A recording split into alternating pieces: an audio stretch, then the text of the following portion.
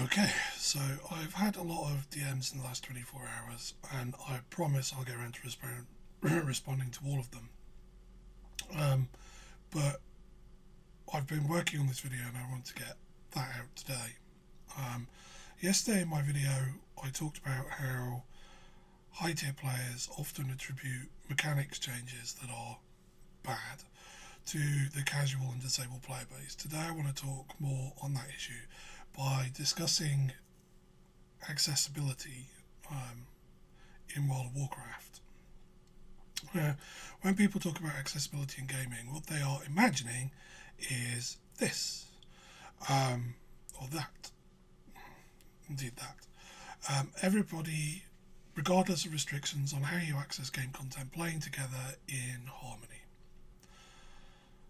But that isn't what we have. And to be fair to the games industry, 100% inclusion is a near impossible task. What we have in World of Warcraft is integration. Integration means that the player base accepts players who play at the same level as they do. And as a disabled player who has integrated pretty well into the WoW player base over the years, you often aren't treated as different when you do. Though I do get the odd comment on about how well I play as a disabled gamer. The problem with integration, though, is that players who can't integrate are then excluded from content because of their perceived inability to complete it. These players then become catch-up dependent, using token systems, LFR and pugs to access the wide variety of WoW's content. Now, I'm not going to discuss pug culture because Breach did probably the definitive guide on this during Legion, which I'll link in the cards and down below. What perhaps people forget is that this is actually the way that the game was designed. In a time that is now just a whisper of a memory, when Azeroth was young and I had far more hair on my head than I did on my face, in order to raid you had to complete raid attunement quests. This not only served as a gear check, it also gave guilds a means of assessing if you were able to do the content that they were progressing on. Classic has been out for a while now, and I think many people understand that in vanilla, in vanilla, pretty much all of the attunement quests, maybe one or two exceptions, revolved around visiting BRS in one form or another. This meant that people levelling up their dungeon set, completing their Elixir attunement or their Blackwing Layer attunement, all needed to do the same content. So this made it quite easy to find a group to do that content with. If you roll on to BC, however, the raid attunement system was tiered. It was far more complex. Players were required to run heroic dungeons to earn access to Tempest Keep and SSC, and in order to access heroic dungeons you needed Revered with various factions. You also needed items from Karazhan and Gruul to access SSC, and you needed items from SSC and Tempest Keep to access Mount Hyjal, and so on and so on and so on.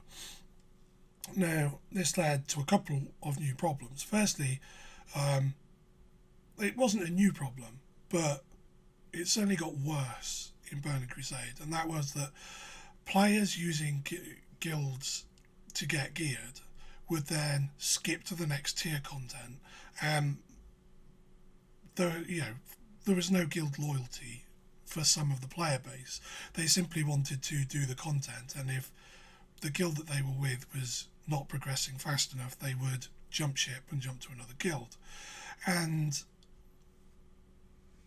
this created a second problem, which was, already there, and that was that it was very difficult for guilds to fill empty slots in their roster. And so a lot of guilds began complaining that raid attunement was an obstacle for them to put together a full roster, to complete raids.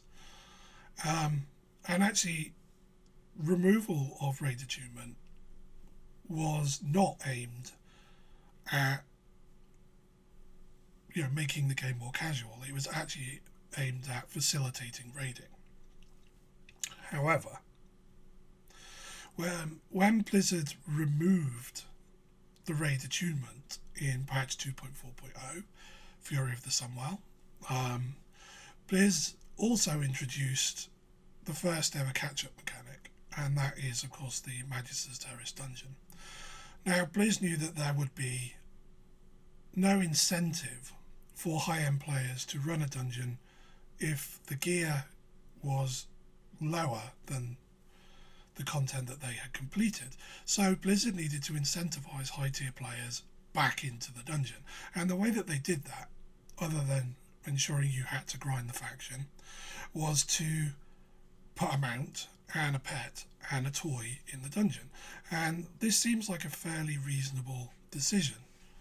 Gave high-end players a reason to do the dungeon, but it also bred a lot of animosity, especially when those items dropped for somebody who was perceived as a casual player who was being boosted through the dungeon. And I saw this happen numerous times. Roll on to Wrath, and we see the same thing happening in 3.2 and in 3.3 with catch-up dungeons being added, but this time the incentives are 20 and 22 slot bags, and that might not seem a lot now, but it was a pretty big bag at the time.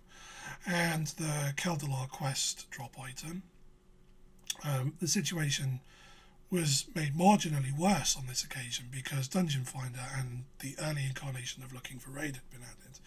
So at the same time as providing gamers who hadn't completed content a skip over content. And I want to say, from personal experience, I was one of the players who did feel slightly cheated. I was a two-hand Frost DK tank throughout Wrath, and I did Nax and I did Aldebar. And when the Trial of the Crusader, when patch 3.2 launched, I have to admit that I felt cheated because I felt like the work that I had done had been invalidated. And I understand to some extent why Blizzard did this.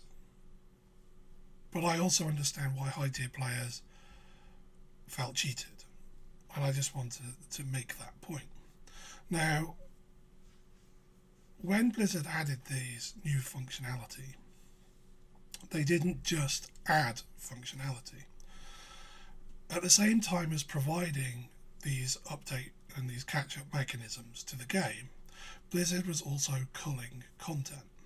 Now, Nax 40 disappeared in the Wrath pre-patch, which was one of the worst decisions I think Blizzard's ever made. We have 2 Dalarans. I don't see any reason why we can't have 2 Nexromuses. Hashtag put Nax back.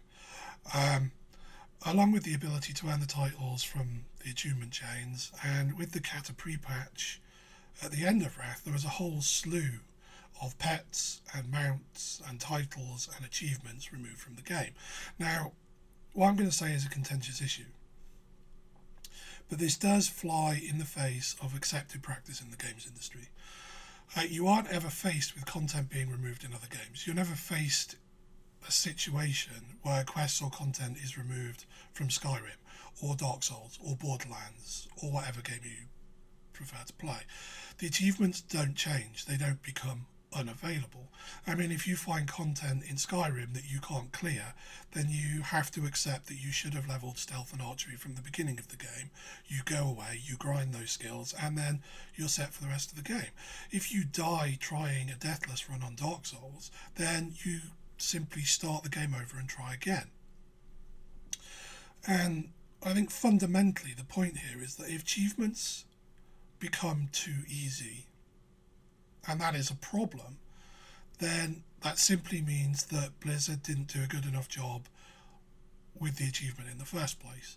And we have a near perfect example of an achievement that hasn't become easier over time and that hasn't been removed in Herald of the Titans. But you know, Blizz, whatever. Now, it wasn't until MOP that we actually began to see the addition of armor tokens. Now, they were put into Timeless Isle because there was no catch-up dungeon. They initially complemented the justice point system that served a really, really good job of being both a catch-up mechanic and a bad luck protection system. But that was removed in the WoD pre-patch. That token system returns again in Tanaan Jungle at the end of WoD, again in Broken Shore in Legion, and twice in BFA, both in Nazjatar and now in the Invasions. What is interesting is that Broken Shore is the first time that Blizzard introduced tokens alongside a dungeon. And personally, with regards to Nazjatar, I would have preferred a catch-up dungeon than the token system that was implemented. I don't like tokens. I would rather have a system where I can earn points to trade for an item that I can use. That means if I don't get a decent raid drop that week, then I can go to a vendor and buy one. And so I largely ignore the token system in favour of crafting the gear I need on my alts. But I think the token system is infinitely worse because of the RNG system that's been added to the game. And as everybody knows, RNG hates everybody. The other big problem I have with tokens is, of course, that they are, quite frankly, boring. You very, very rarely feel like you've earned something if you just do a couple of daily quests, buy a token, and turn it into an epic. You know, maybe other people feel differently. I can certainly understand its value for people who are trying to gear up alts, but I really would rather have a catch-up dungeon or a token-based, a currency-based system instead of tokens, where I can see what I'm buying. Especially because that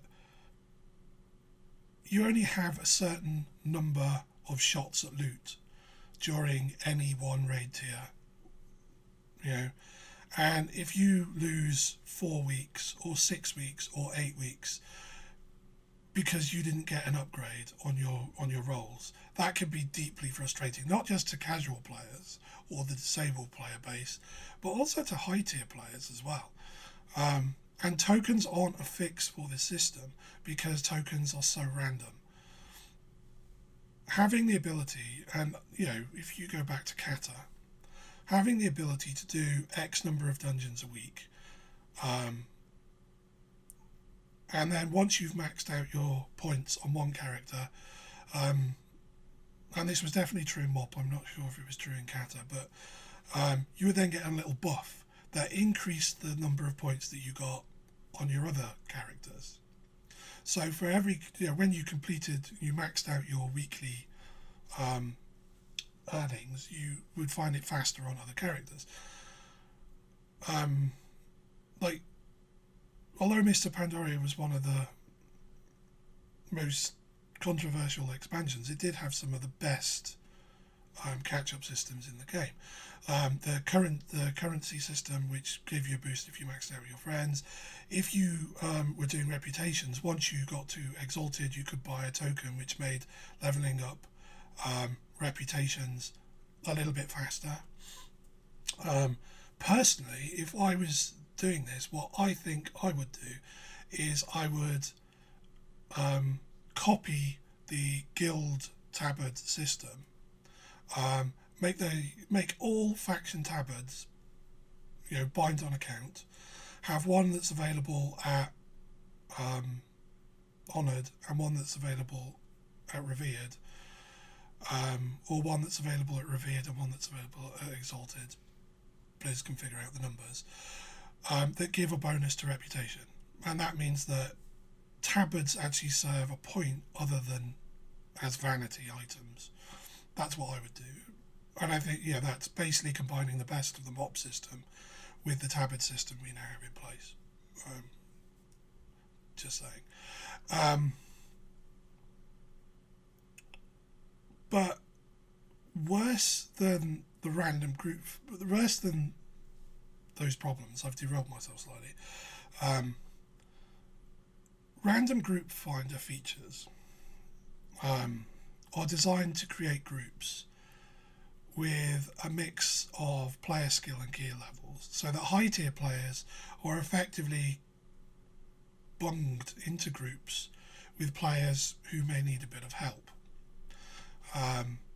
And this is like a well-meaning parent who tells you to hang out with the big boys at the party because they will protect you, and often you end up being dropped onto people who don't want you there, or who are very critical of why you are there.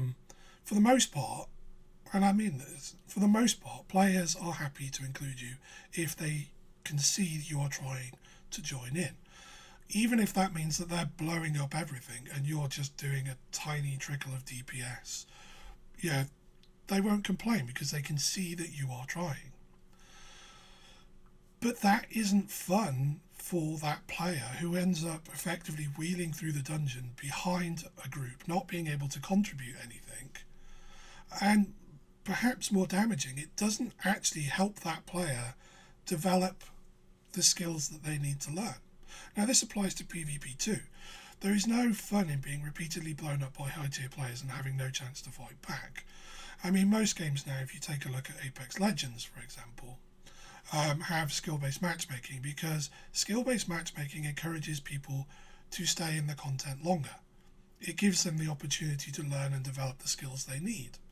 And I think, honestly, if you want to know why PvP is dying in WoW, no one is staying in the content because no one likes being repeatedly stomped for 15 plus minutes with no chance to learn or develop skills, only to receive patronising loot box at the end of it for losing. I strongly advocate skill-based matchmaking in World of Warcraft PvP as the default system. Not only because it rectifies that situation, but there is nothing more frustrating to high-level players than ending up in a group with people who don't know what they're doing. And inside of an instance content, inside of that battleground, you really can't help another player develop their skills.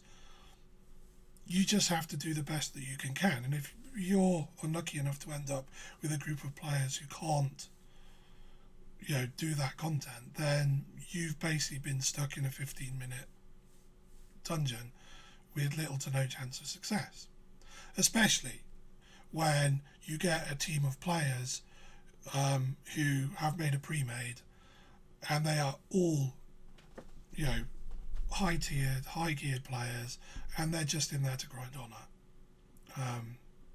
That really isn't fun for anybody at all.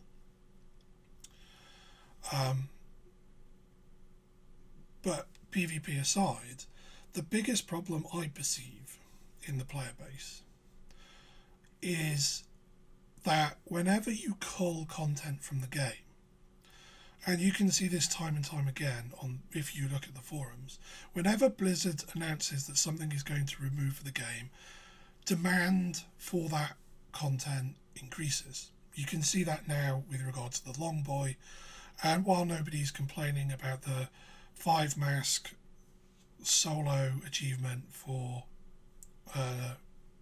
Visions, I'm pretty sure that there are players who are right now, I'm one of them, who are trying very hard to get geared and to beat that before it gets removed from the game. Would I be doing that if it was going to stay in the game? I probably still would. Skipping people, this comes to a big problem. This I believe creates the biggest problem in the game. The demand for access to content leads to Blizzard implementing content skips, catch-up mechanics, and that actually, in turn, removes the moment that high-tier players have when they get something special and cool that they've earned. And this means that, since Burning Crusade, Blizzard has been running backwards and forwards between these two groups, trying to placate both of them, and quite frankly not succeeding with either. The answer to this question, as far as I'm concerned, is simple. Stop cutting content. Now, if you look at this graph, which shows a bell-shaped curve, when the number of people joining and leaving the game are roughly equal. Now, this was the situation in vanilla. Your progress through the game wasn't time-gated or on a timer. You could complete content at your leisure and based on your ability. Now, if you move forward, you have the situation in Burning Crusade and Wrath of the Lich King. Subscriber numbers are rising, the game is more popular, and more people are now joining the game than leaving. And the more people in the game, the easier it becomes to, if you like, level up your position in the player base. I don't think there's anybody who doesn't understand that it's easier to be in the top 10% of 10,000 players than it is to be in the top 10% of 1,000 players. But likewise, when the situation is reversed, you start seeing this in Mists of Pandaria, onwards, more people are leaving the game than they're joining. And it becomes much easier for players to slide down the curve, because what it means to be in the top 10% changes based on the content completed by the remaining players. And if you don't understand the maths, then this is basically the concept on which Asmongold's Mount-Off competitions are, based on. As the player numbers dwindle throughout the competition, rarer content becomes more valuable. I mean, let's be honest, no one is going to win one of Asmongold's Mount-Offs now with Ashes of Alar or the Ironhoof Destroyer. And the reason for that is that prevalence of the item, which increases over time, means that the item loses some of its prestigious value. Now, Blizz argues that they are trying to preserve the value of that content. They're trying to celebrate players who did something special before that content becomes trivial. A good example of this is the Mage Tower, the challenge mode rewards, so on and so on. But when players have a carrot dangled in front of them and they're chasing it and then it's removed, they unsurprisingly get upset. And, I suspect, to be fair, that the reality of the situation is that if the Mage Tower was still available now, there would still be people trying and failing and complaining that it's too hard. And that would probably be the case till the end of the next expansion, maybe longer, who knows. But at that point, the value of the Mage Tower items would be low, and the value of the current tiered content, for example, Shadowlands Transmog, would become more prevalent. And this is even more the case as the fidelity of models and graphics increase, which makes older mounts, older armor sets look outdated. And, high tier players use them less and less. And really, who cares if somebody else found it easier to earn when, you're not using it anyway? Just a thought. Now, Thunder Fury is a good example of a point that I'm going to make here, and that is that during vanilla, Thunder Fury was a huge thing to have. Like, I remember on my server, people would go dueling, to duel the people who had earned this item. The first person to earn it on the server was, famous for months. And that person basically just stood outside Ironforge and dueled people pretty much, I think, all the time he wasn't raiding. And people knew they couldn't beat him. But even though they couldn't win, they still wanted to duel him to say, that they had duelled somebody with Thunder Fury. Now, Thunder Fury now is memeable. It's something that we all have quite an emotional attachment to as a player base. And part of the reason I believe that value on that item is in place is because that item was never removed from the game. If Blizz stops culling content and leaves it in the game, not only is that more content, and to quote Asmongold, if there is something people can waste their time on, then that is going to make the game sell. It also, as a byproduct, reduces the need for catch-up mechanics and content skips, because players aren't hurried through the content. They don't feel the pressure of a forced deadline. And it also means that because you're not having to skip people through the content, that players can earn something in a raid that has value, that has, coolness factor, and they can enjoy the coolness factor of that item for longer. Returning back to the days of dueling players with Thunder Fury, even when you couldn't win outside Orgrimmar or Ironforge. Now, those are just my thoughts. I'd be interested to know what you think. So, please do.